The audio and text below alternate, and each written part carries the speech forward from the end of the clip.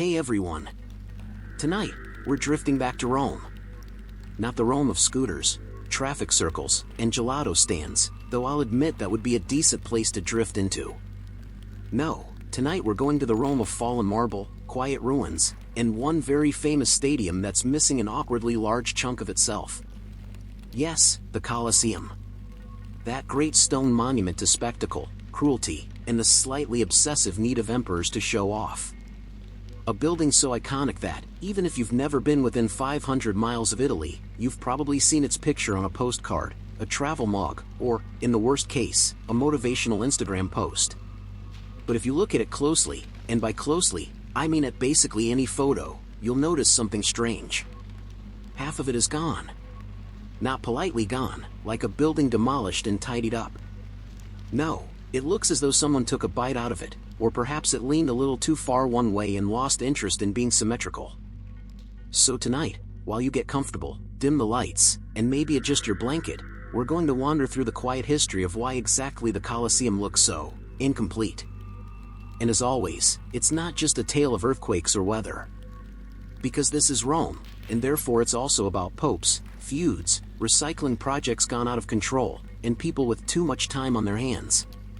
Let's begin. The Colosseum, officially called the Flavian Amphitheater, was built in the late 1st century CE. Emperor Vespasian ordered it, his son Titus inaugurated it, and later emperors added their own little flourishes, like one might redecorate a living room. Except in this case the living room seated about 50,000 very loud Romans, and the entertainment often involved someone being eaten. It was a symbol of imperial generosity. And also of imperial distraction. Because nothing says forget about the fact that I raised your taxes quite like a free gladiator match. Bread and circuses, as they like to call it. And in fairness, the bread was at least as important as the circuses. Nothing ruins a chariot race like an empty stomach. For a few centuries, the Colosseum thrived. The Romans filled it with animals from every corner of the empire, most of which did not especially want to be there. They flooded it with water for mock naval battles, because when you control the aqueducts, why not turn your sports stadium into a giant bathtub? And, of course, they filled it with endless rounds of blood sport. But empires have a way of collapsing. And when the Western Roman Empire finally folded in the 5th century, the Colosseum didn't exactly close with a grand finale. It just sort of lingered. Like an old theater where the lights stopped working, but people still occasionally wander in to see what's left. By the 6th century, it wasn't much of an amphitheater anymore. Parts of it were being repurposed. At various points, it served as housing, workshops, and even as a fortress. Yes, the Colosseum became real estate. Imagine the world's most famous ruin, carved up into medieval apartments, with families cooking stews under those once grand arches. Not quite what Vespasian had in mind, but then again, he was dead, so his opinion carried limited weight. So what happened to half of it? Well, the answer, like most things in Roman history, is layered. First, there were the earthquakes. Rome sits in a seismically active area, and medieval tremors didn't exactly spare the ancient monuments. Major quakes in the 9th, 14th, and 15th centuries shook the Colosseum, sending big chunks of its outer wall tumbling down. And unlike today, when falling stone means cordoned off streets and insurance claims, back then it meant free building material. Because stone was valuable. You couldn't just drive to the nearest quarry and pick up pre-cut marble blocks. Those gigantic chunks of travertine lying around after an earthquake? That was gold. Or, more accurately, it was papal palace material. Yes, the popes got involved. Because of course they did. Starting in the Middle Ages, the Colosseum essentially became the Home Depot of Rome. Need marble for your basilica? Head down to the amphitheater and help yourself. Need iron clamps? Just pry them out of the ancient walls. Who's going to stop you? The emperor? He's been gone for centuries. In fact, so much iron was stolen from the Colosseum over the years that the holes where the clamps once sat are still visible today. That honeycomb-like texture on the stone? Not artistic design. Just medieval recycling at its finest. Let's drift a little further into the story. One of the biggest culprits in the Colosseum's slow-motion disappearance was Pope Urban VIII, in the 17th century. Urban was a Barberini pope, and the Barberini family was not exactly known for subtlety. Their family motto might as well have been, if it exists, put bees on it. Their coat of arms had bees, their palaces had bees, and they had an endless appetite for building projects that showed off those bees. So when Urban needed marble for St. Peter's Basilica and various other constructions, where do you think he looked? Naturally, at the Colosseum. He stripped massive amounts of stone from the old amphitheater, turning a once grand arena into, well, half of one. Romans at the time even came up with a biting little saying, quod non fecerunt barbari, fecerunt barbarini. What the barbarians didn't do, the Barberini did. It was their way of noting that while invading tribes had certainly caused damage, the real devastation came later, from Rome's own leaders. Barbarian invasions? Manageable. Barberini renovations? Devastating. To make matters more ironic, some popes also tried to preserve the Colosseum, after stripping it. By the 18th century, a few pontiffs decided that maybe, just maybe, this ruin was worth saving. Not out of a sudden love of gladiatorial history, of course, but because they wanted to claim it as a Christian site. After all, legend had it that Christian martyrs had died there. Modern historians point out that the evidence for that is shaky, but popes weren't exactly in the business of fact-checking ancient martyrdom. So they declared the Colosseum sacred ground, put up crosses, and eventually installed a sort of outdoor stations of the cross within its walls. By then, though, the damage had been done. Half the amphitheater was gone, carried away into churches, palaces, and fountains all over Rome. If you ever admire the marble facade of St. Peter's, or some grand Renaissance palazzo, remember that you might just be looking at a recycled piece of the Colosseum. The arena lives on, just in slightly different places. It's a little funny, in a sad way. Ancient Romans built the Colosseum to last forever. They used travertine, tufa, volcanic concrete, and more iron than a blacksmith's daydream. And for centuries, it stood tall. But permanence is a tricky thing. It wasn't time that brought it down. It was people. People with chisels, carts, and a long list of building projects. Even the earthquakes didn't finish the job. They just loosened the bricks. It was the human habit of seeing ruins as quarries that did the real dismantling. So when you look at the Colosseum today, with its great yawning half missing, you're not just seeing the scars of time. You're seeing the result of centuries of very practical Roman citizens who looked at a fallen wall and thought, that would make a nice doorway. And in the end, maybe that's fitting. The Colosseum was always about people. About crowds filling its seats, shouting for blood, or cheering for a race. About emperors striding in to prove their generosity. About gladiators and beasts meeting their end in its sandy arena. And later, it was about people making soup in its corridors, or priests conducting prayers under its arches, or popes chiseling its marble into new basilicas. Its half-ruined state is part of that story. It's not just a broken monument. It's a monument that kept living, in strange, recycled, slightly disrespectful ways. So the missing half of the Colosseum isn't really missing at all. It's just scattered around Rome. You'll find it in St. Peter's. In palaces. In fountains. And maybe, if you squint, in the quiet irony that the world's greatest amphitheater ended up as construction material for everyone else's projects. And with that, let's gently close our time with the Colosseum and drift toward the next royal fiasco waiting on the horizon. Because Rome was not the only place where things fell apart, sometimes quite literally. So, we're leaving behind the half-missing Colosseum, and floating gently northward. Not too far, just across the Alps. Because while Rome was busy dismantling its monuments, another dynasty was busy dismantling itself, genetically. Yes, it's time for the Habsburgs. That grand European family who collected kingdoms the way some people collect souvenir magnets. They ruled Austria, Spain, the Holy Roman Empire, the Netherlands, and at various points seemed determined to marry into every crown they could get their hands on. Which they did. Unfortunately, sometimes into the same crowns. Repeatedly. The result? Centuries of wealth, power, and an unfortunate tendency toward medical problems. You may have heard of the Habsburg jaw, a distinct protruding lower lip and jawline that became a family trademark. But the jaw was only the beginning. Because when your family tree looks less like a tree and more like a tangled knot, the health consequences do pile up. Let's start softly, with Emperor Maximilian I in the late 15th century. Maximilian was one of the earlier Habsburgs to lean heavily on strategic marriage. His motto could have been, "Let others wage war, you, happy Austria, marry." Which sounds charming, until you realize it meant marrying into the same pool of cousins and nieces again and again. His grandson, Charles V, inherited an empire so vast that people said the sun never set on it. And to be fair, that was true. If it was midnight in Spain, it was daylight somewhere in the Americas or Asia. But Charles V also inherited something else, a very noticeable Habsburg jaw. Portraits of him show a ruler who looks simultaneously regal and slightly confused about how mouths are supposed to close. His lower jaw jutted so far forward that he had trouble chewing, speaking, and occasionally even breathing. Which, as you might imagine, is inconvenient when you're trying to rule the world.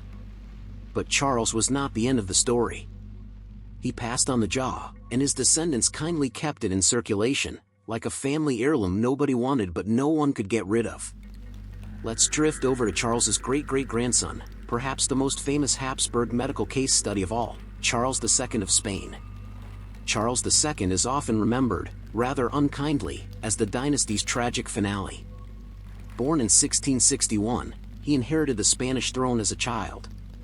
But his reign was overshadowed not by wars or conquests, but by his very existence.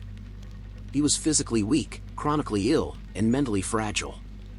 And most historians agree, it was the result of generations of inbreeding. Charles II's family tree is remarkable. His parents were uncle and niece. His grandparents were also related. In fact, his family tree folds in on itself so many times it resembles less a tree and more wreath. And the consequences were severe. Charles reportedly could not speak until he was 4. He did not walk until he was 8. His jaw was so distorted that he struggled to chew food. He suffered seizures, intestinal problems, infertility, and chronic infections. And yet, he was king.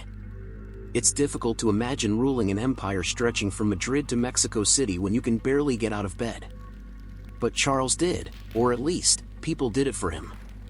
Ministers, nobles, and relatives essentially ran the country while he endured one illness after another. There's something quietly tragic here.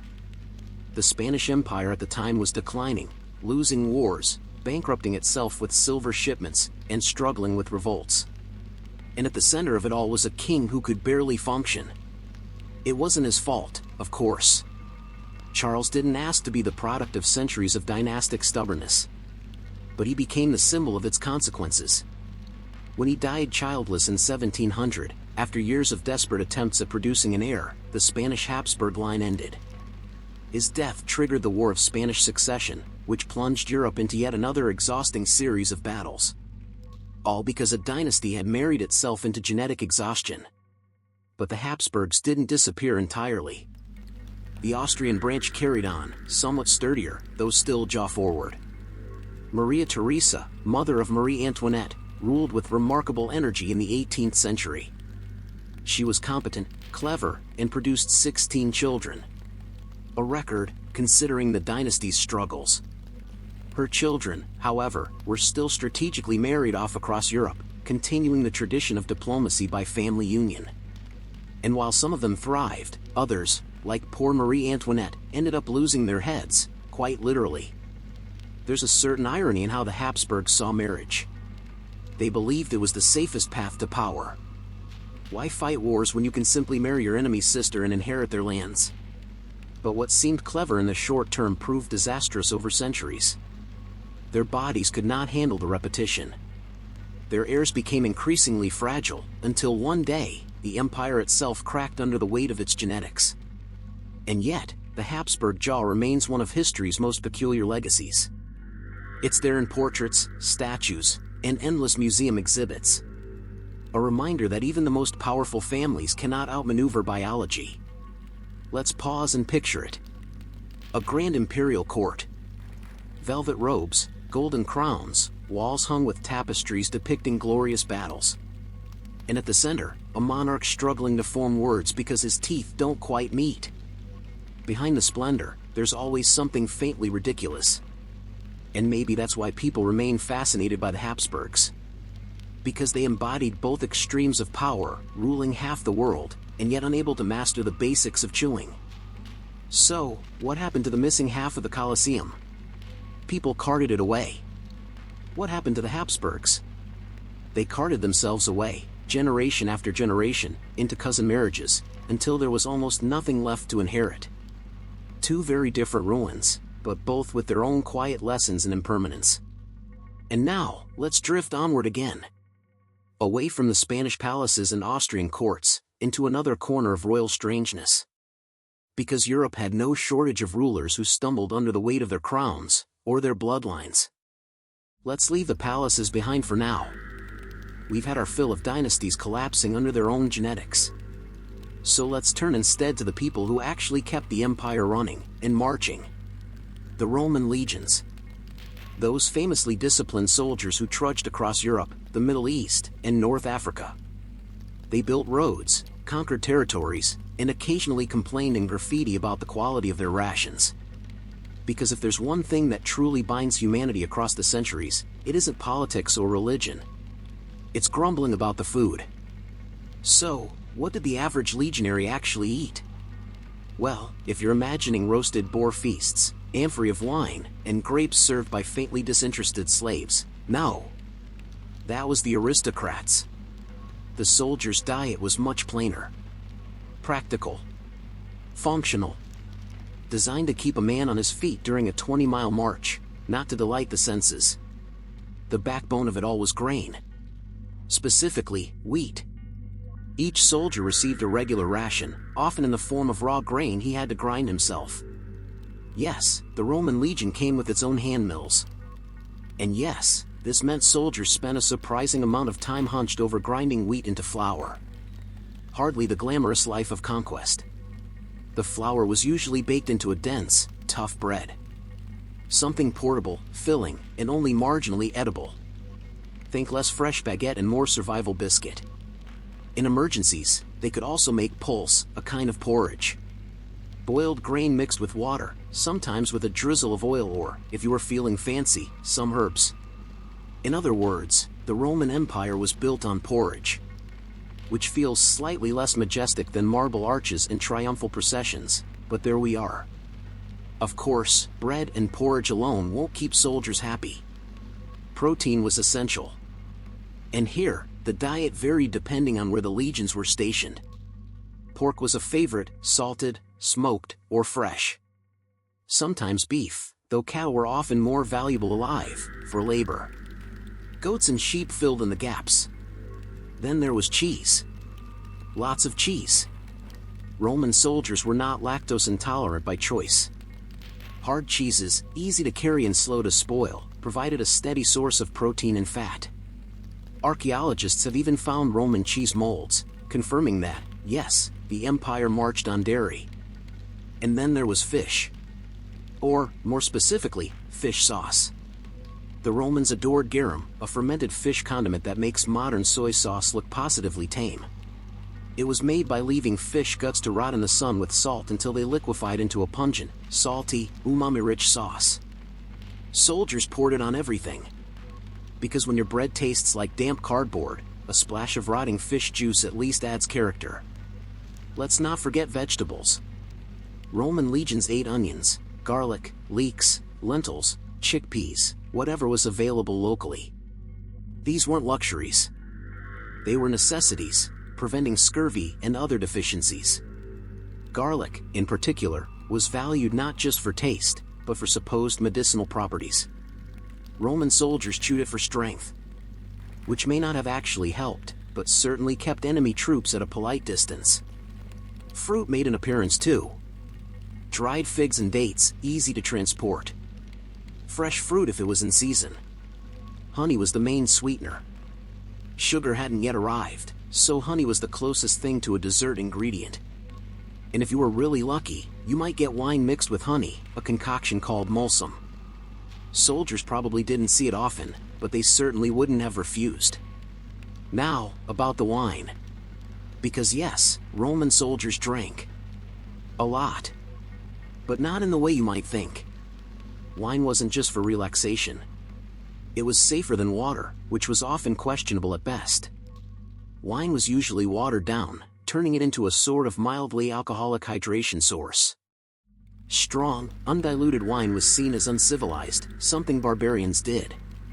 Real Romans mixed their wine, turning it into a dull but dependable drink for the march. Beer? Well, the Romans tolerated it, barely. In regions like Gaul or Germania, where beer was common, legions stationed there would sometimes drink it. But wine remained the preferred choice. To a Roman, beer was rustic, inferior, and vaguely suspicious. A soldier might choke it down in a tavern at the edge of the empire, but he wouldn't boast about it. Rations weren't just about health, they were also about control. A soldier's food was carefully calculated, distributed, and recorded. The army was, after all, a machine of discipline. If you knew where your next meal was coming from, and if that meal came because Rome provided it, you were more likely to stay loyal. Hungry soldiers, on the other hand, tended to mutiny. And no empire wants hangry mutineers with swords. But of course, soldiers being soldiers, they didn't always stick to the official menu. Whenever possible, they supplemented their rations with local food. Hunting, foraging, or buying from market stalls around the camps. Fresh meat, vegetables, maybe even some luxuries if pay allowed. Archaeological digs near old forts have turned up bones of rabbits, deer, and even exotic imports. The official ration may have been porridge and salted pork, but the reality was a bit more varied. And occasionally, the army went gourmet. Triumph parades, special feasts, or officers' banquets offered roasted meats, spiced dishes, and sweeter wines. Not for the average legionary, of course. He'd be watching from the side, chewing his bread, possibly imagining how it might taste with even more garum. It's worth remembering that food wasn't just nutrition. It was morale. After a brutal march, nothing mattered more than the promise of a meal, even a simple one. Grain boiling in a pot, meat roasting over a campfire, bread baking on a stone. These were the small comforts that turned exhaustion into endurance. And so, the Roman legions carried their food with them, literally. Each soldier hauled part of the grain, part of the cooking tools, even part of the tents. They were called muli Mariani, Marius's mules, after the general who reformed the army and made soldiers carry their own supplies. A legion on the move was essentially a walking pantry. In the end, the food of the legions wasn't glorious. It wasn't refined. It was, like the soldiers themselves, efficient, practical, and a little monotonous. But it worked. Those rations powered the conquests of an empire. They kept men marching from Britain to Syria, building roads, fighting battles, and complaining in the margins. So the Roman Empire wasn't built on grandeur alone. It was built on bread, porridge, garlic, cheese, and a sauce made of rotting fish. Which feels, in a way, deeply human. And now, with the legions well fed and our imaginations comfortably full, let's drift onto the next misstep of history. Because while the soldiers were eating their porridge, the royals were often making choices that left the empire, and sometimes themselves, in ruins. So, we've eaten with the legions.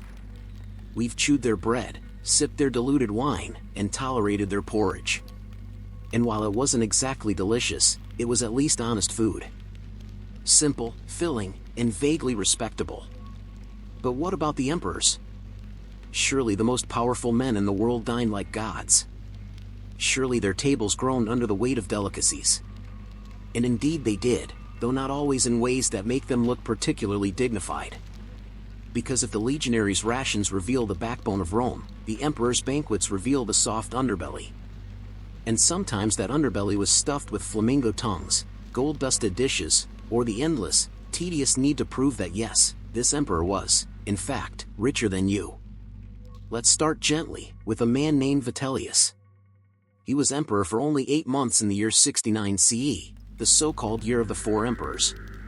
Which already tells you he didn't exactly have time to implement major reforms. but he did have time to eat. Vitellius was famous for his banquets. Not because they were elegant, but because they were excessive. Ancient sources claim he sometimes held 4 banquets a day, plus snacks in between. Which sounds less like the ruler of Rome and more like someone on a catastrophic holiday cruise. One particularly notorious dish was called the Shield of Minerva. It was essentially a giant stew filled with delicacies: pike livers, pheasant brains, peacock brains, flamingo tongues, lamprey roe, all mixed together. Imagine the world's most expensive, least appealing casserole. Whether or not he actually ate quite that extravagantly all the time is debated, but the reputation stuck. Vitellius became, in Roman memory, the emperor who ruled with his stomach. And in a way, it feels fitting that his reign was so short. When your primary legacy is ate himself into oblivion, history doesn't exactly carve statues in your honor. But Vitellius was not alone. Let's drift over to Elagabalus, ruling in the early 3rd century. A teenager from Syria, elevated to emperor largely because his grandmother was ambitious and Rome was desperate. He was not, shall we say, a natural fit for the job. Elagabalus is remembered for his eccentricities, especially at the dinner table. He reportedly served banquets where the dishes contained only peas, or only beans, or only lentils. Not because he was devoted to legumes, but because he found it funny. He also allegedly released pet leopards into dining rooms as a kind of surprise entertainment, which certainly kept guests awake. And then there were the tricks. He enjoyed serving wax fruit, made to look like the real thing, and then watching guests bite into it. A sort of ancient Roman practical joke, except no one could refuse the emperor's hospitality, so you just had to chew politely on beeswax while pretending to enjoy yourself. It's no wonder the Roman elite found him intolerable. Elagabalus only lasted 4 years before being assassinated by the Praetorian Guard. Which, in fairness, was a longer run than Vitellius managed. Now, we can't discuss Roman dining disasters without mentioning Nero. Nero is a figure who attracts every accusation under the sun: murderer, arsonist, egomaniac. Some of these are exaggerated, but his dining habits were certainly flamboyant. He loved opulence, not just in food, but in atmosphere. Nero's banquets were held in golden halls, with ceilings that sprinkled flower petals on guests. Which sounds lovely, until you realize ancient writers insist that sometimes the petals piled so thickly people suffocated. Nothing says great party quite like being smothered under daisies. He also supposedly dined while watching theatrical performances, gladiator fights, and musical recitals, his own, of course. Guests could not leave until Nero had finished singing. Which might sound tolerable if you were talented, but accounts suggest otherwise. Imagine being trapped at a banquet, full of heavy food and bad wine, while your host insists on serenading you for hours, and you'll understand the particular horror of a Nero dinner. And then, of course, there was Caligula. Now, with Caligula, separating fact from rumor is nearly impossible. His enemies wrote most of what we know about him, and they weren't exactly aiming for accuracy.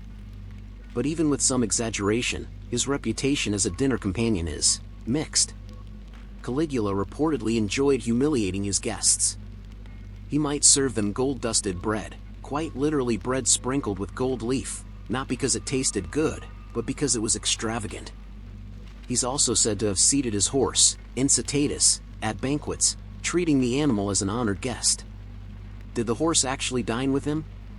Possibly not. But the fact that Romans believed the story says plenty about Caligula's reputation. Now, not every emperor abused the dinner table. Some were relatively modest. Augustus, the first emperor, preferred simple meals: coarse bread, fish, cheese, and fruit. He ate sparingly, often in private, and never let banquets become spectacles. Which may partly explain how he ruled for decades instead of months. But Augustus was the exception. Most emperors, sooner or later, fell into the trap of using food as theater. Because in Rome, dining wasn't just dining. It was politics. A grand banquet was a statement of wealth, power, and control. Feeding people extravagantly bound them to you, at least for the evening. It reminded them that you had the resources to waste flamingo tongues while they made do with porridge. Of course, it also meant that when times were bad, When grain shipments failed, or famine struck, the emperor's feasts looked even more grotesque. Bread and circuses could keep the people happy, but only if there was, at minimum, bread. Watching your ruler eat peacock brains while you chewed stale barley was a recipe for resentment. It's easy, drifting through these stories, to smile at the absurdities. The casseroles of brains, the wax fruit, the suffocating petals. But there's a softer lesson here, too. Even at the pinnacle of Roman power, with unimaginable wealth at their fingertips, emperors often revealed themselves not as gods, but as slightly insecure dinner hosts. Men so eager to impress, or to amuse themselves, that they turned meals into spectacles of waste or cruelty. And in the end, those banquets didn't save them. Vitellius was executed, Elagabalus was murdered, Caligula assassinated, Nero forced to suicide. All the flamingo tongues in the world couldn't protect them from politics, or from their own appetites. Meanwhile, the legions marched on porridge. There's a quiet irony in that. The empire's foundations were built on soldiers chewing garlic and bread, while its emperors feasted themselves into ridicule. Perhaps that's why the Colosseum still stands, half missing though it is, while the emperor's palaces have mostly crumbled. Stone and porridge last. Flamingo tongues do not. And so, having wandered through Rome's kitchens and dining halls, let's gently move on. Because beyond Rome, other dynasties were also turning meals into misadventures. And perhaps none more dramatically than the Tudors, with their fragile heirs and endless anxieties. Hey everyone, if you're still awake, well done. If not, that's fine too. Tonight, we're gliding into the flickering light of Saxon mead halls.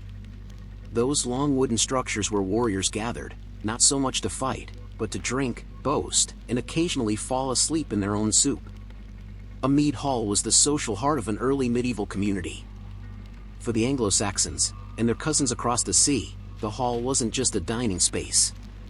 It was politics, theater, and a little bit of badly managed hygiene, all wrapped into one smoky room. Imagine a long, timbered building with a central hearth. The fire burned almost constantly. The roof was high, but not high enough to stop smoke from lingering like an unwanted guest. The smell of meat fat, ale, and damp wool never really left the place. Inside, benches lined the hall. Long tables were set out, though set is probably generous. Cups, wooden trenchers, and occasionally some carved drinking horns. At the far end, raised on a dais, sat the lord or king, because naturally he had the best seat. Behind him, a screen or carved panel might separate his sleeping quarters. So yes, the hall was also a bedroom. Multi-purpose. Practical. And sometimes, awkward. Now, why mead hall? Because mead was the ceremonial drink of choice. A honey-based alcohol, golden, sweet, and surprisingly potent. It was associated with ritual, with poetry, with oaths of loyalty. To drink from the Lord's mead cup was to acknowledge his rule. It was not just a refreshment, it was politics in liquid form. Of course, ale and beer were also around, because no society has ever survived long on symbolism alone. But ale hall doesn't sound nearly as impressive. Life in the mead hall was a mixture of formality and chaos. On one hand, there was structure, seating order mattered, feasts followed ritual, and the Lord gave out rings and treasures to his men. This was the famed ring-giver culture. A lord rewarded loyalty with gifts, brooches, arm rings, swords. The hall was where generosity was displayed. Without it, warriors might drift away to some other more generous mead hall. Loyalty, after all, was as much about food and drink as it was about honor. But on the other hand, the atmosphere was not exactly dignified. Imagine dozens of men packed together after a long campaign, drinking heavily. Boasting loudly about battles, sometimes inventing victories that never happened. Arguments broke out, usually over who had the better sword, or who once killed a particularly large pig. Skalds and poets stood to recite long epics, hoping no one fell asleep in the middle. And in the corner, someone was usually sick. This was community at its most raw. One of the most famous mead halls was Heorot, the hall described in the Old English poem Beowulf. Here it was magnificent, the hall of the heart.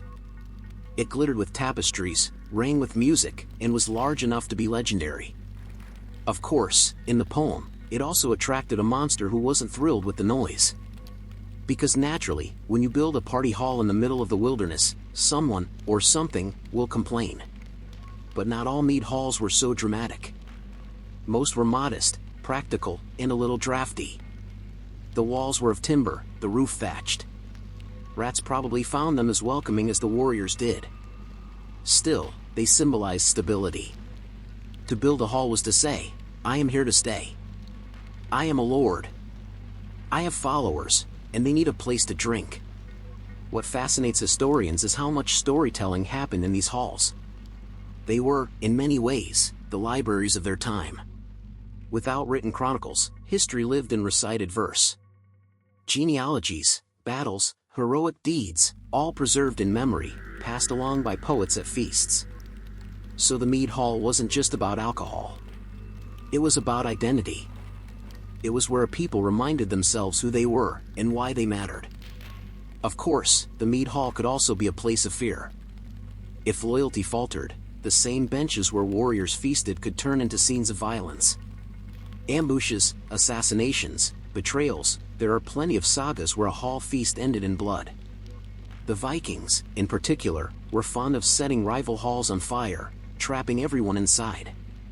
A bit extreme, but effective.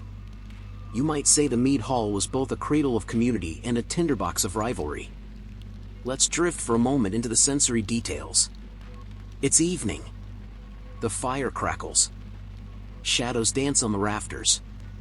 The air is heavy with the sweetness of mead and the salt of roasted pork. A bard's voice rises, half sung, half chanted, telling of ancestors and victories. A warrior slams his cup down, demanding more drink. Another laughs too loudly. And somewhere near the back, a dog gnaws at a discarded bone. It is loud, it is smoky, it is chaotic, and yet, it feels like home. That was the mead hall, not a palace, not a cathedral, but a wooden space where power was performed through generosity, through drink, and through the endless repetition of who owed loyalty to whom. And if it sounds simple, remember, it lasted for centuries. Until stone castles and churches rose to dominate the landscape, the mead hall was the beating heart of early medieval life. Now, one of the most important rituals in the mead hall was the cup ceremony. It might sound simple, passing a drink around, but for the Saxons it was layered with meaning. The lady of the hall, often the lord's wife or daughter, would carry the mead cup and serve it in a prescribed order. She began with the lord himself, of course, then moved to the highest-ranking guests, and so on down the line. This wasn't just hospitality, it was a reminder of hierarchy. Who drank first, who drank last, it told everyone their place in the social order. And if someone refused the cup, that could be taken as an insult, or even an act of rebellion. It's a bit like turning down a toast at a wedding today, only with far more risk of being stabbed. Then there was the gift giving.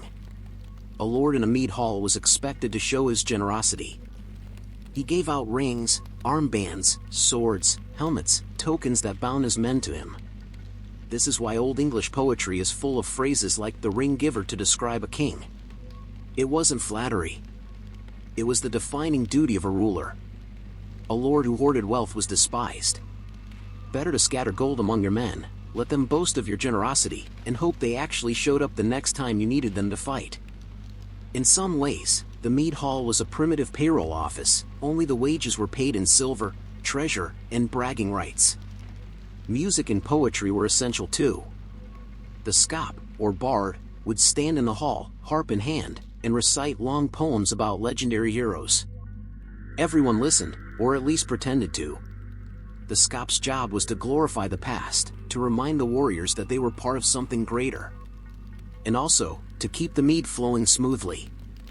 A good story could calm an argument, flatter a drunken lord, or make the men forget that the food had gone cold.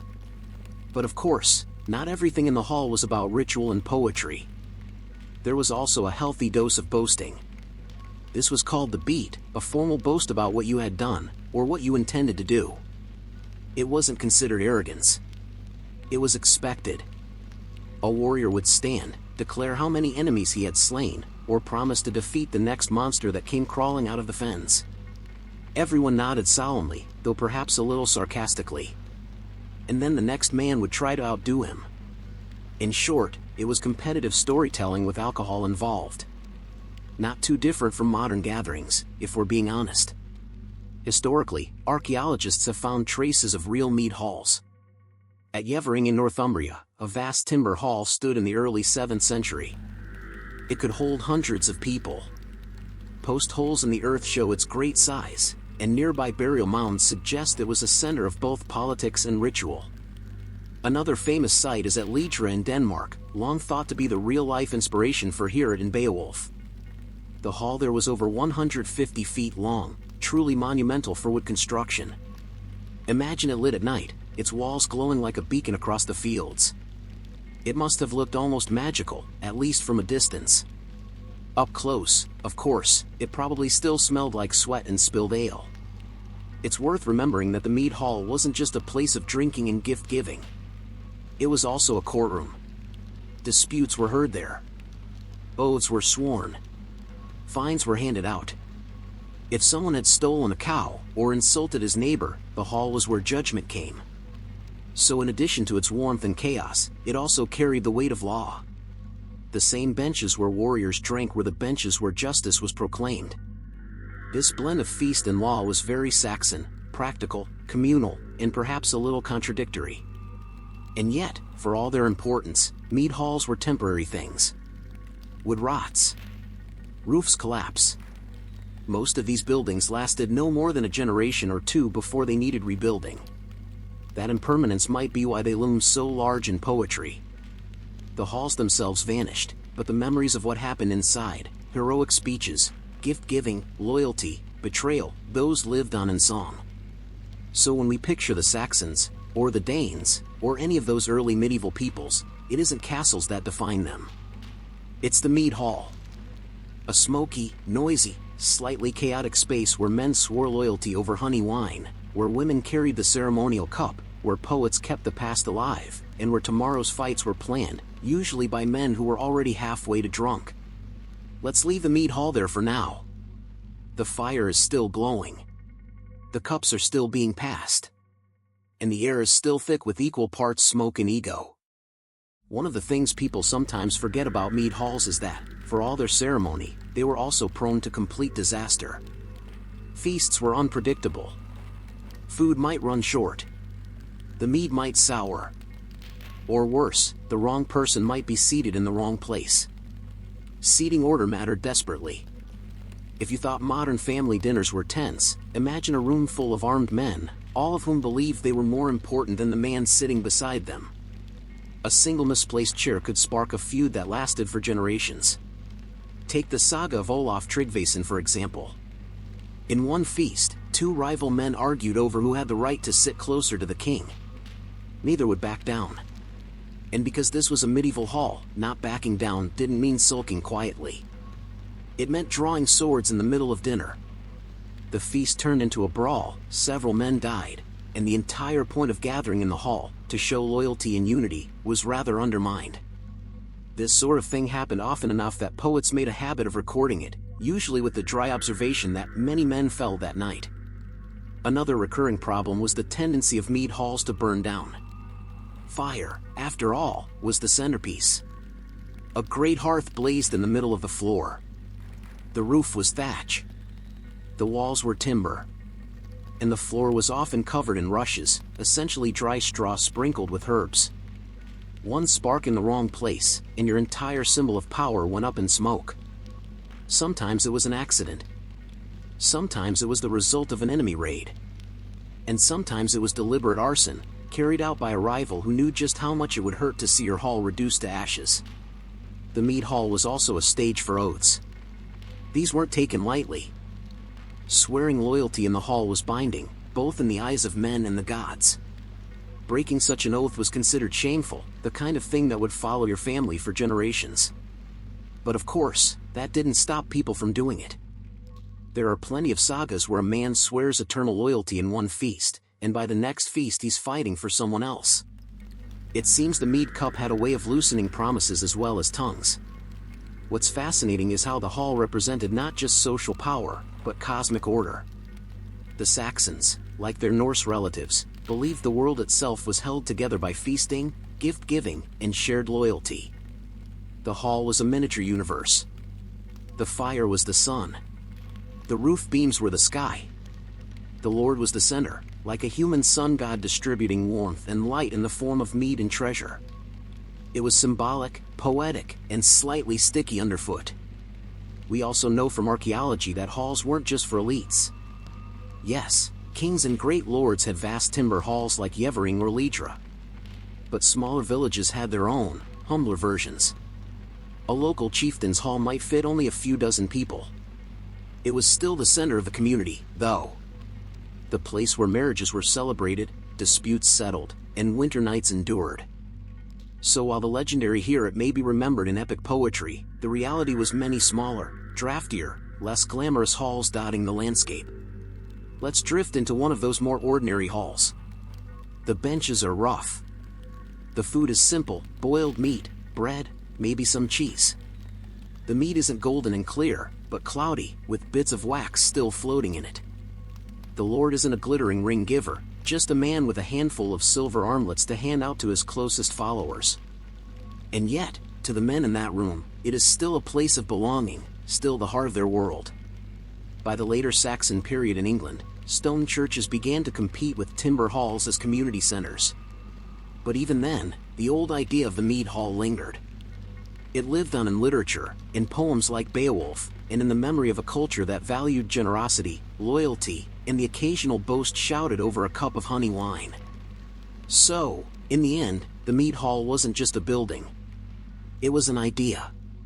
The place where bonds were made, where history was spoken aloud, where a man's honor was tested, and where, if you were unlucky, your best cloak went up in smoke along with the roof. Hey everyone, if you're still with me, let's drift forward into another corner of early medieval life. The Saxons didn't only gather in the mead hall for daily drinking. They also marked the seasons with festivals, occasions that mixed religion, community, and, of course, overeating. The Saxon year, like most agrarian calendars, revolved around the cycles of the sun, the harvest, and the herds. Spring meant renewal. Summer meant hard labor. Autumn brought the harvest, and winter, well, winter meant huddling together and hoping for the best. Each turn of the year came with a feast, some more solemn, some more chaotic.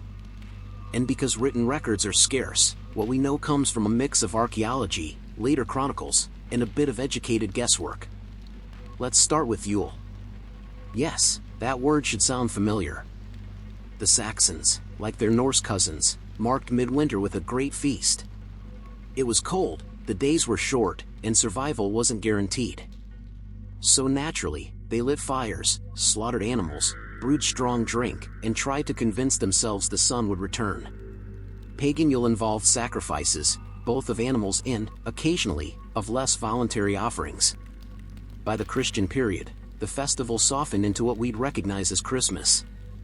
But the bones of Yule, feasting, drinking, gathering, remained stubbornly in place. Some traditions, like the Yule log, still smolder in our culture today. Spring brought Easter's festival. Yes, again the name should sound familiar. The Saxons celebrated the goddess Eostre with a festival of fertility and renewal. It was tied to the equinox, when days and nights balanced. There were probably feasts, probably bonfires, and certainly more than a little drinking. Eggs, hares, and other fertility symbols seem to have been part of the celebration. When Christianity spread, the festival was rebranded as Easter, same time of year, same basic themes, slightly different god. It's a neat example of how festivals don't really vanish. They just change costumes. Then there were the harvest feasts. Once the crops were safely in, it was time to celebrate. Grain meant bread, beer, and porridge. Cow slaughter meant fresh meat, salted for winter. The hall filled with food, music, and the sound of men boasting that their fields were larger than their neighbors. This was a practical festival as much as a spiritual one. It was about gratitude, yes, but also about testing whether you had enough supplies to last until spring.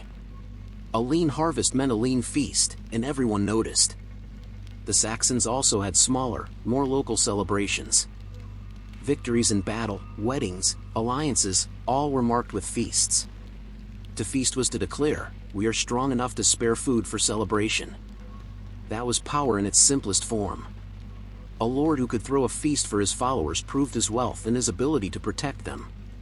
And a follower who attended proved his loyalty, at least until the next cup of mead loosened his tongue. Food at these festivals was hearty, though not particularly varied. Roasted pork was the centerpiece, often from pigs fattened just for winter slaughter. Ale and mead flowed freely. Bread, cheese, and whatever fruits or nuts were in season filled the gaps. Spices were rare, sugar unknown, but honey was plentiful. Imagine great platters of meat, bowls of barley, honey cakes baked for special occasions, and drinks sloshed into every available cup. It wasn't elegant dining, but it was memorable. These festivals were also tied to ritual. Sacrifices to the gods, or, later, offerings to Christian saints, were central. Animals were slaughtered with ceremony, their blood sprinkled or their meat shared among the people. Fires blazed, songs rose, and oaths were sworn. Festivals were liminal moments, the borderlands between the ordinary and the sacred. For a night or two, the world felt different, suspended, a little larger than life. Of course, festivals could also go wrong. Too much drink, too many sharp weapons, and too many men who disliked each other in the same room. It was a recipe for trouble. The chronicles record feasts that ended in bloodshed, alliances broken by a careless insult, or lords overthrown in their own halls. A festival was supposed to bind people together, but it could just as easily expose the cracks in a community. Still, the Saxons kept feasting. Because in a world that was often cold, uncertain, and brief, festivals mattered. They reminded people that life wasn't only toil. That even in winter, even in hunger, there was still cause to gather, to drink, and to believe the world might keep turning. We've touched on the big festivals, but let's drift closer. Let's imagine what those nights and days actually felt like. Picture midwinter Yule again. The hall was warm, smoky, and crowded. Torches flickered against timber beams. At the center, an ox or boar might be sacrificed, its blood spilled as an offering, its meat roasted for the feast. Skalds, or bards, would recite tales of heroes long dead, their voices rising above the drone of conversation. For children, it must have been bewildering, half terrifying, half magical. The grown-ups muttered prayers to unseen gods, while outside, the night stretched on endlessly. Yule wasn't just about food. It was about reassuring everyone that the world wasn't falling apart. The fire symbolized the sun. The meat symbolized plenty. The mead symbolized coping. People drank until the dark felt less heavy. And if someone made a vow during Yule, say, to raid a neighbor, or to be more loyal to a lord, everyone remembered. It was the season of binding oaths, and breaking them later could bring ruin. Spring's Eostre festival was different. It carried lighter notes, flowers, bonfires, fertility charms. One can imagine rituals involving decorated eggs, though this is partly reconstruction. Hares, linked with fertility, darted across fields as if on cue. Young people probably used the festival as a chance to mingle, flirt, and quietly vanish into the trees. Fertility was a community concern, after all, not just for fields, but for families. And the goddess Eostre, if she existed in worship as Bede claims, presided over it all. Later, the church shifted the date and the name. But it's difficult to erase a good spring party. The harvest festivals were the most practical. You celebrated what you had because winter was coming, whether you liked it or not. Grain was threshed, stored, and baked into loaves. Cattle were slaughtered before fodder ran low. It was the season when everyone assessed their fortunes. A strong harvest meant a cheerful feast. A poor harvest meant polite smiles and a silent tally of which neighbors might starve first. The feasting was partly a morale exercise. If we can laugh tonight, perhaps we can endure January. Then there were the Christian overlays. Missionaries were clever. They didn't ban festivals. They redirected them. So Yule became Christmas, with Christ as the light in the darkness. Eostre became Easter, with the resurrection as renewal. Harvest feasts became saints' days of thanksgiving. The old gods were quietly replaced, but the old rhythms remained. The Saxons didn't really stop feasting. They just changed the guest of honor. Rituals vary by place, but common threads emerge. Bonfires blazed for almost every occasion, marking boundaries between the ordinary and the sacred. Sacrifices sanctified the feast, blood to the gods, meat to the people. Drinking rituals were structured, the first cup to the gods, the second to ancestors, the third to the community. It wasn't just drunkenness, though there was plenty of that. It was ceremonial drunkenness. The difference being that if you fell off your bench after the third cup, it was devotion. After the seventh cup, it was just poor judgment. Feasts were also stages for politics. A lord displayed his generosity by feeding everyone. A follower displayed his loyalty by attending. Poets earned their keep by praising the host. And warriors often swore service in the heat of the moment, between gulps of ale and roars of laughter. The feast was theater, part worship, part politics, part carnival. And everyone had a role, even if theirs was just a clap at the right moment. We should also talk about the music. Lyres, simple flutes, and drums carried tunes through the smoky air. Songs of ancestry, of battles, of gods and saints filled the pauses between courses. If you picture a medieval feast as silent chewing, erase that image. It was noisy, crowded, a jumble of smells and sounds. Boasting and laughter tangled with chanting and song. The feast was as much about hearing and seeing as it was about eating. And then, of course, came the inevitable chaos. Even the most sacred festival was an excuse for quarrels. An insult, real or imagined, could turn a table over. A drunken lord might declare war by accident. A spilled cup might become a feud that lasted generations. We hear of halls burning after feasts, betrayals mid-banquet, and entire dynasties ruined over who sat nearest the fire. Festivals bound communities together, but they also cracked them apart. Despite the risks, the Saxons never abandoned their celebrations. Because feasting was survival of another kind. It reminded people that they were not alone. That their gods, or later, their saints, still cared. That warmth and food were possible, even in a cold, uncertain world. Festivals were, in their way, medicine for the soul. And no matter how dangerous they could be, people always came back for the next one. We've touched on the big festivals, but let's drift closer. Let's imagine what those nights and days actually felt like. Picture midwinter Yule again. The hall was warm, smoky, and crowded. Torches flickered against timber beams. At the center, an ox or boar might be sacrificed, its blood spilled as an offering, its meat roasted for the feast. Skalds, or bards, would recite tales of heroes long dead, their voices rising above the drone of conversation. For children, it must have been bewildering, half terrifying, half magical. The grown-ups muttered prayers to unseen gods, while outside, the night stretched on endlessly. Yule wasn't just about food. It was about reassuring everyone that the world wasn't falling apart. The fire symbolized the sun. The meat symbolized plenty. The mead symbolized coping. People drank until the dark felt less heavy. And if someone made a vow during Yule, say, to raid a neighbor, or to be more loyal to a lord, everyone remembered. It was the season of binding oaths, and breaking them later could bring ruin. Spring's Eostre festival was different. It carried lighter notes, flowers, bonfires, fertility charms. One can imagine rituals involving decorated eggs, though this is partly reconstruction. Hares, linked with fertility, darted across fields as if on cue. Young people probably used the festival as a chance to mingle, flirt, and quietly vanish into the trees. Fertility was a community concern, after all, not just for fields, but for families.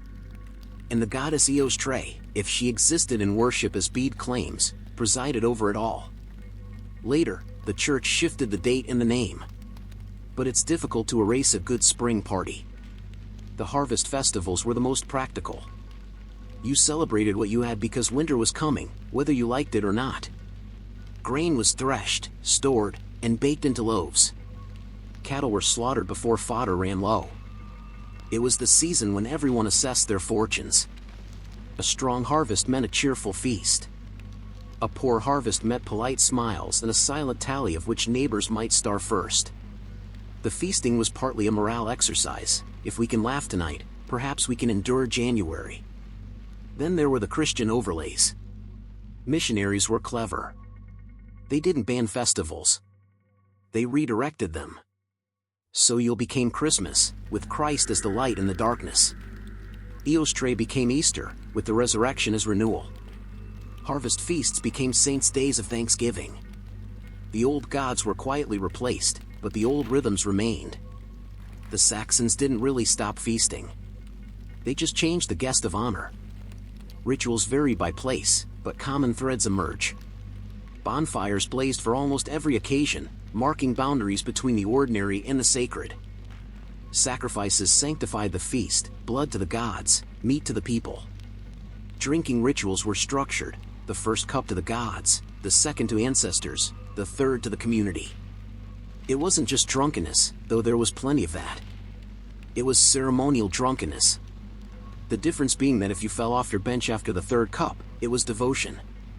After the seventh cup, it was just poor judgment. Feasts were also stages for politics. A lord displayed his generosity by feeding everyone. A follower displayed his loyalty by attending.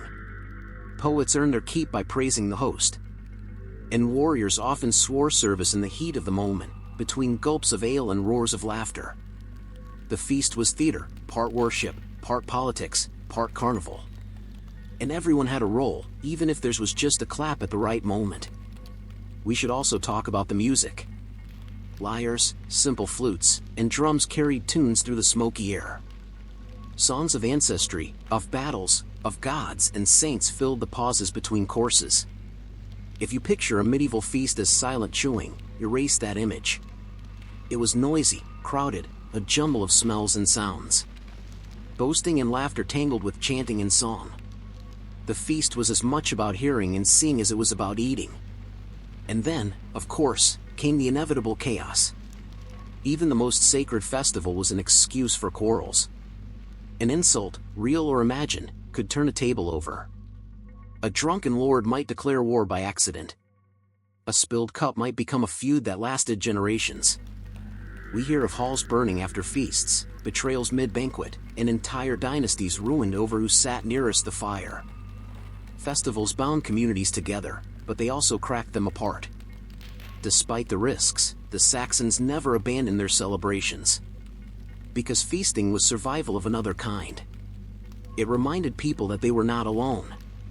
That their gods, or later, their saints, still cared. That warmth and food were possible, even in a cold, uncertain world. Festivals were, in their way, medicine for the soul. And no matter how dangerous they could be, people always came back for the next one. When we say Saxon feast, the mind often leaps to roasted pigs and overflowing horns of mead. And yes, there was quite a lot of that. But the menu was more varied than the stereotypes suggest, though not exactly what we'd call gourmet today. Bread was at the center of it all. Dark, heavy loaves made from barley, rye, or wheat when they had it. Sometimes leavened, sometimes not. Bread was both a staple and a symbol of stability. To break bread with someone was to affirm peace. To deny bread was to declare enmity. During festivals, loaves were baked in larger rounds, occasionally decorated with simple patterns. They weren't showpieces like later medieval sugar sculptures, but they carried their own weight and meaning. Meat was the treat, and festivals were the rare time when people could indulge in it freely. Pig was the favorite, easier to keep, quicker to fatten. Cows were more useful alive for milk and labor, so when one was slaughtered, it was a sign of abundance. Goats, sheep, and poultry all made appearances. Roasting was common, boiling even more so. Imagine great iron cauldrons of stew, thick with meat, beans, and vegetables, ladled out to long benches of waiting guests. Not elegant, but filling. And during a festival, that was what mattered. Fish was also common, especially in regions near rivers and coasts. Eels were particularly popular, slippery, fatty, and surprisingly easy to preserve. Herring, salmon, and shellfish turned up where available. The church later made fish a mandatory replacement for meat on fast days, but even before that, it was a natural staple. At a feast, smoked or salted fish added variety. It also hinted at trade connections. If your lord served something not local, he was showing off. Dairy filled many gaps. Cheese, curds, butter, these appeared on platters between courses. Not refined French cheeses, mind you, but solid, rustic blocks. Cheese was both protein and a way to store milk that would otherwise spoil. At festivals, it was stacked high, cut thick, and washed down with ale. No one was worrying about cholesterol. Then came the vegetables and grains. Leeks, onions, cabbages, turnips. Sometimes peas and beans. Barley porridge, thickened with whatever was at hand, could accompany the meat. Oats were eaten, but mainly by those further north. Grain wasn't glamorous, but it filled stomachs when meat ran short. At a feast, it padded the meal so everyone left satisfied. And of course, honey. The Saxons didn't have sugar, but they had bees. Honey sweetened cakes, drinks, and sauces. It was expensive to produce, so a festival dripping with honey was a sign of wealth. Honey cakes may have been baked for special occasions, perhaps linked to fertility or seasonal rites. The taste would have been dense, sticky, and very sweet by Saxon standards.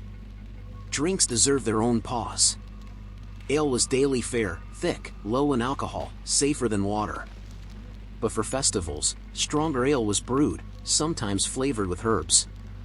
Mead, made from honey, was the luxury drink. It flowed at important gatherings, its sweetness setting it apart. Drinking wasn't random. It followed ritual, the first toast to the gods or saints, the second to ancestors, the third to the living community. Only after that could the chaos begin. Drinking was both sacred and social. Too much of it was dangerous, but too little was suspicious. Now, the serving customs. Food was usually placed on shared platters. Guests helped themselves or were served by attendants. Knives were personal, you brought your own. Spoons were used for soups and stews. Forks? Not yet. You used your fingers, and no one judged. At a festival, the mess was part of the charm. Washing hands before eating was encouraged, but how well that worked in practice is questionable. Hierarchy showed itself at the table. The lord and honored guests sat near the fire or at the raised end of the hall. The further you were from the warmth, the lower your status. Food reached you later, colder and less abundant. So where you sat was a statement about your worth. A slight in seating arrangements could be just as insulting as a missed gift. Some feuds began not over land, but over who got the better seat at Yule. Music, as mentioned, accompanied the food. But so did storytelling. Scops, or poets, recited tales of past heroes. Sometimes this was entertainment. Sometimes it was propaganda, reminding everyone of the lord's noble lineage. If the scop did well, he was rewarded with food, clothing, or even land. If he did poorly, he was probably just ignored. But in a smoky hall with full bellies and cups in hand, even an average performance would have sounded better. And then, there were the ritual foods. Certain animals, especially boars, carried symbolic weight. The boar's head might be paraded in before carving, a dramatic centerpiece. Some dishes may have been offered first to the gods, or later, blessed in the name of Christ. Food wasn't just sustenance. It was a bridge between human and divine, the living and the dead. To eat together was to bind the community across time and belief. So when we imagine Saxon festivals, let's not picture silent rows of grim men chewing pork. Let's imagine warmth, noise, and ritual. The crack of firewood, the clatter of platters, the murmur of prayers, the laughter of drinkers. Food was fuel, yes. But at festivals, food was also meaning. Every loaf, every cup, every roast carried weight far beyond its taste. Would you like me to linger here even longer and paint a soft, detailed picture of a single Saxon festival night from start to finish, almost like a slow narrative walkthrough? Or shall I let the embers of Part 6 fade, and carry us gently into Part 7 with a new theme? You said, linger here even longer. ChatGPT said, perfect crescent moon, let's slow the pace even more, and walk through a single Saxon festival night, step by step, softly. like we're there in the shadows watching. It begins in the afternoon, when the air is still heavy with wood smoke and the smell of damp fields. The villagers gather near the hall, carrying baskets, jars, and bundles. Some bring bread, others cheese, others cuts of meat. A few unlucky animals are tugged along, bleeding and suspicious of what's to come. Children trail behind, wide-eyed, trying to sneak a finger into honey pots. The hall doors stand open, and the noise is already building inside. At the threshold, you'd notice the floor. It's packed earth, strewn with rushes, maybe herbs mixed in to disguise less pleasant smells. The rushes crunch softly underfoot as you enter. Torches hiss and crackle in their sconces. The fire pit burns at the center, smoke curling upward through a hole in the roof. It's not cozy in the modern sense, it's smoky, crowded, dim, but it's alive. The feast begins with ritual. The first cup of ale or mead is poured, raised, and offered, not drunk, not yet. It belongs to the gods, or by this time, to the saints. Some is sprinkled into the fire, sizzling and snapping. The second cup is for ancestors, names might be murmured, remembered. The third is for the living, for the Lord and his people.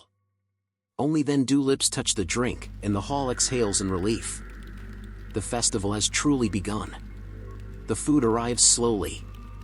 First platters of bread, dark, heavy loaves broken and passed down the benches. Then bowls of stew, steaming, fragrant with leeks and onions. Men dip spoons, women tear bread, children slurp noisily. By now, the ale has begun to circulate more freely. Cups are filled and emptied. Someone sings the first rough verse of a song. It falters, then picks up as others join in. After the stews come the meats. A pig roasted whole, carried in with some ceremony, its skin crackling. Slices carved and laid out. Fat drips, smoke rises, and the hall leans forward as though it's the most important moment of the year. Other meats follow, goat, perhaps beef if the Lord is wealthy enough to spare it. For those near the fire, the portions are thick, still hot. For those at the far benches, the meat arrives later, cooler, thinner. No one says it aloud, but everyone notices. Between courses, entertainment fills the gaps. A scop rises, cradling a lyre, and begins a tale. It's about heroes, some real, some barely remembered, some entirely myth.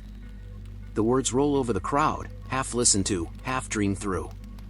The children drift toward the edge of sleep, their heads against mother's shoulders. The warriors lean closer to the firelight, eyes glinting, remembering battles of their own. Then the boasts begin. A man rises, ale in hand, and declares his deeds. Perhaps he fought bravely in a skirmish. Perhaps he wrestled a neighbor. Perhaps he simply believes he's better at chopping wood than anyone else. The hall listens, cheers, jeers. Another man rises, offering his own boast. A woman might cut in, mocking them both. It's part ritual, part comedy, part simmering tension. Sometimes it stays playful. Sometimes it doesn't. Later, more food appears, cheeses, curds, and honey cakes. The sweetness is rare, a little luxury to end the meal. Honey sticks to fingers, to be licked away. Ale continues to flow, and voices rise. Some sing, some argue, some quietly slip into corners where torchlight doesn't reach.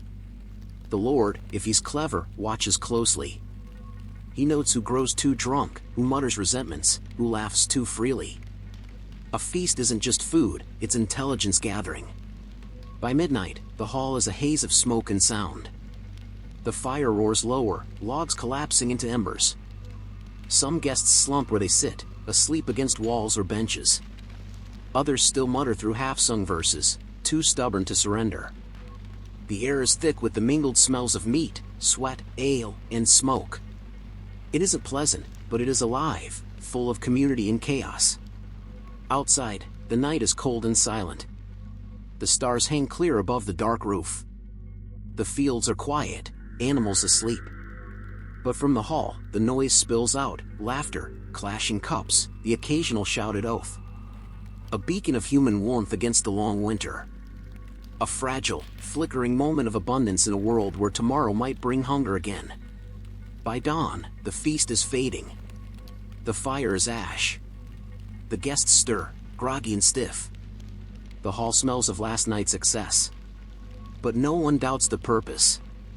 The festival bound them together, reminded them of gods and ancestors, affirmed the Lord's generosity. And so, despite the headaches, despite the quarrels, they'll do it again. Next season, next turning of the sun. Because in the Saxon world, feasting wasn't optional. It was survival in another form. For the Saxons, food wasn't just food. Every loaf, every roast, every drink was heavy with symbolism, even if half the guests were too busy chewing to think about it. A festival was a kind of living prayer, expressed through the menu as much as through words. Take bread. It was ordinary, yes, eaten daily, but at festivals it became extraordinary. The first loaf broken at a feast wasn't just breakfast.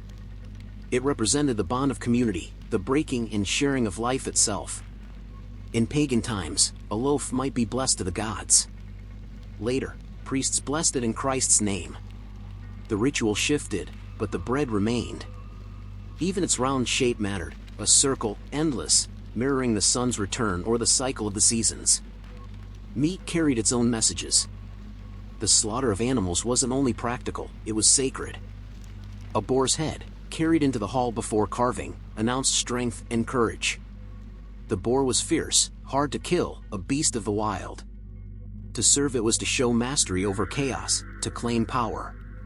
Cattle were more than food, they were wealth on legs.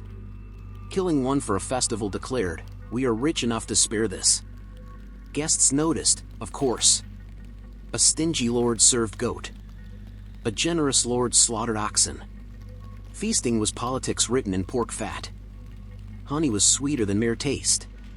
It was sunlight stored, gathered by bees, kept through the dark months. At festivals, honey symbolized hope, that sweetness existed, that joy could be preserved. When fermented into mead, it became a bridge between the ordinary and the divine. Drink enough of it, and you might even believe you'd glimpse the gods yourself. Mead was offered ritually, and then, inevitably, consumed with less ritual restraint. Even vegetables held weight, though they lacked glamour. Leeks, for example, had protective associations, sharp, cleansing, even magical. Onions, hearty and pungent, were linked with endurance. Turnips and cabbages were humble, but to eat them in plenty was still a blessing. For a poor family, a turnip stew might be the only dish they brought to the table. At a festival, even that had meaning, they had enough to share. The ritual cups told stories too. The first toast, to the gods, acknowledged forces greater than the hall. The second, to ancestors, tied the living to the dead. The third, to the community, bound the people to each other. It was a simple cycle, but powerful. Gods, ancestors, kin. Drink wove the three together. By the seventh cup, the weaving may have unraveled a bit, but the intention was there. Fire, always present, was more than warmth. It was the sun in miniature, a promise that the long night would pass. Throwing grain or ale into the flames wasn't waste, it was offering. Sacrifice to ensure that light, life, and plenty returned in the right season. And when the flames leapt high during a toast or song, it was seen as a sign of favor. If the flames sputtered, well, best not to mention it aloud. Feasting itself was also a marker of time. Most people didn't track dates with calendars. They knew life through the rhythm of festivals. Yule meant the heart of winter. Eostre meant the balance of spring. Harvest feasts meant autumn's labor was over. Without feasts, the year blurred into toil. With them, time had shape, moments to look forward to, moments to remember. And there was another layer, oaths. Festivals were the times to make vows, of loyalty, of revenge, of marriage. The heightened atmosphere made words heavier. A promise spoken over ale at Yule carried more weight than one muttered in the fields. To break a feast oath was to risk angering gods, ancestors, and kin all at once. The Saxons knew this, even if the mead made them rash. Feasts were binding not only through food, but through the words spoken at them. So when we imagine Saxon festivals, we should see them as ritual theater. Every dish, every toast, every log on the fire played a role. It wasn't random. It wasn't just gluttony. It was a community enacting survival, belief, and identity. Yes, there was overindulgence. Yes, there were quarrels and occasional murders. But beneath the chaos, the symbolism remained steady, like the fire at the hall center, never fully going out.